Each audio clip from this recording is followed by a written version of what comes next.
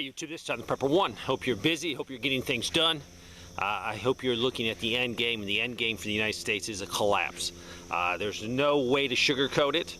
Economically, politically, socially, spiritually, we are collapsing. So you need to get yourself set for this collapse. That's just the bottom line.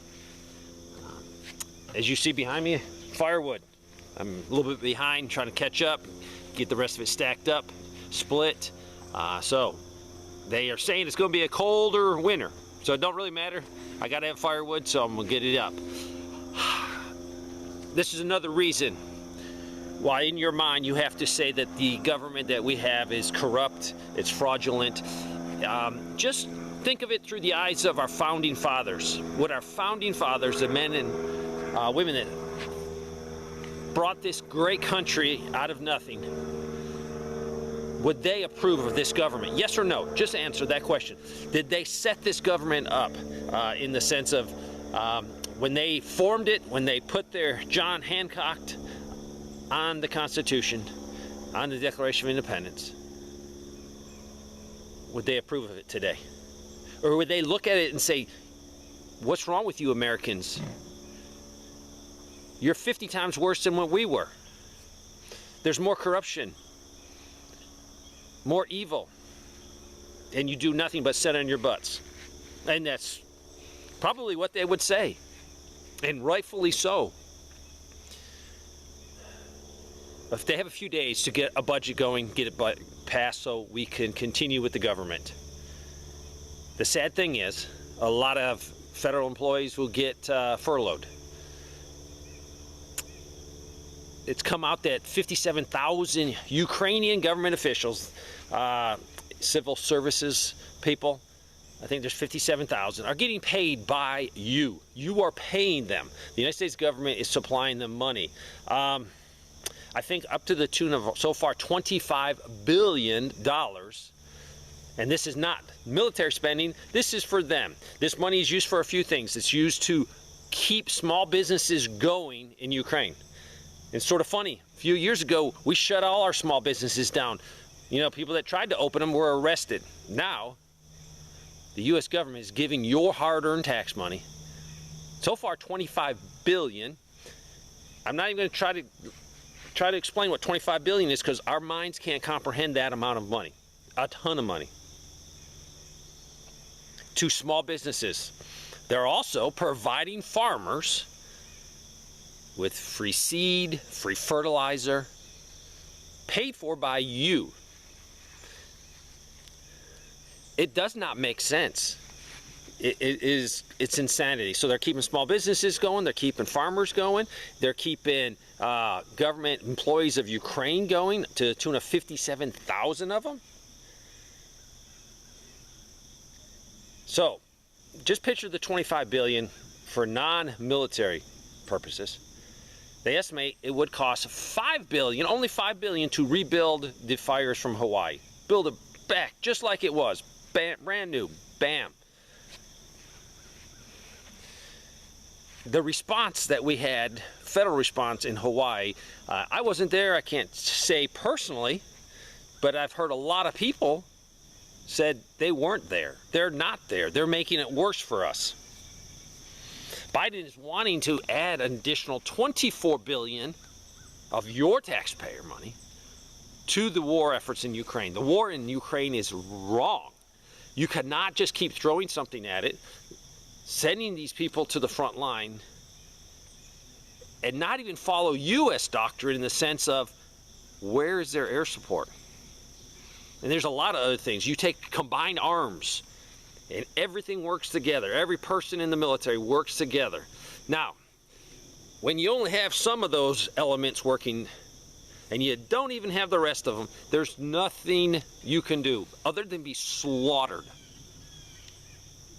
We are letting the Russians have the perfect environment to hone their military skills, to hone the capabilities of each piece of their equipment.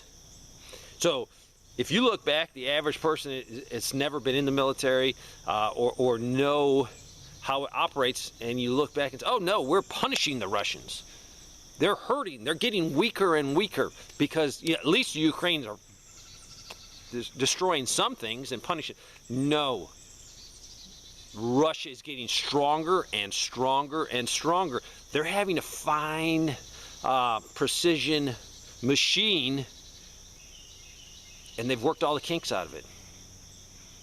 So they've incorporated all of the drones, all the electronic warfare, their artillery, their multiple rocket launchers. They are working to perfection now. They're getting it sorted out. It's not doing us a favor. Our military was geared. I was there. I switched over from, going peer-to-peer with the Russians for a very short time in my career. Then we went into what? Terrorism. Insurgency. Now the military is switching gears, trying to go back peer-to-peer. So we're going to have a steep learning curve if we kick off a real game. The Russians don't have that learning curve. They're fighting the same equipment. They're seeing the same equipment. Now, granted, they're not having to contend with as much air and a lot of other things. But NATO is attacking Russia daily. When you see those missiles, when you see those drones hitting Russia, they are our equipment given to Ukraine. I truly believe, and information I've received, is we have military personnel operating that sensitive equipment. They're there. Now, who pushes the final button to launch? I don't know. I would not be surprised if we are pushing that button. And senators after senators after senators say, oh, no, this is the money well spent because we're punishing Russia. It's not well spent. We borrow from the Chinese to give to the Ukrainians to fight the Russians, which ultimately end up Russia stronger. In my book, I wish we went around it a little different. I like to have as many friends as possible. More friends you have, less chance of a war. But our foreign policy, look at Africa. The African people are kicking out, they just kicked out the French. Look at the Kenyans going into Haiti. We are going to provide $100 million to back them. Why are we not sending American troops? First of all, if we send American troops, the boots on the ground information I'm getting is they would not be received well. Some information I've received, I haven't verified this, but some of the gangs are joining together to kick out Western influences. And I can believe that. We have taken advantage of Haiti. We're not down there to help them. Our agenda down there is purely selfish and is not for the Haitian people. Just like if you look at Africa, we were there and Western powers were there to strip mine whatever we could get. Take it. It's sort of funny. We take so much resources out of Africa, a lot of the people don't even have electricity or running water. And then we look down on them. We should look down on our governments, Western governments, United States governments, for just going in there and stealing, robbing, pillaging. That's all we're doing there. We're not there to help them. A lot of the advantages go to big, huge corporations. And then these big corporations have large amounts of money to dole out. Look at the New Jersey senator. The amount of cash and gold that was at his house. And he said it was just for emergencies. I guess that nice car in the driveway was for an emergency also. Trying to get you in the mental state that the government we have up in Washington is not the legitimate government. It's not the true government. It's not the government that our founding fathers wanted. They would rise from the dead and take up a position against them. Bottom line. I hope you're prepping. Hope you're preparing. This is a physical problem. It's also a spiritual problem. When a nation moves from godly principles moves away from God, pushes everything that God hates, His hand of blessing is going to be removed, and it is being removed right now.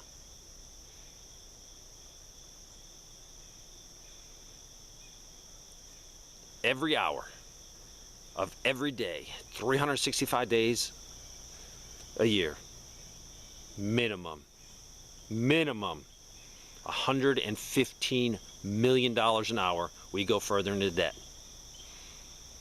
And it's all good when the world accepts your currency, when the Federal Reserve note is accepted.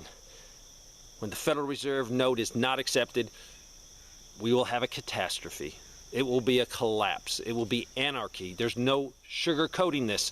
There's no law enforcement that's going to go out to work knowing their family's not safe, knowing the dollars they get doesn't matter. We are not immune to facts and reality of finance. When you back something with nothing, it eventually collapses. I hope you're prepping. I hope you're praying. I hope you're spiritually preparing for what's going to come. Thanks for watching.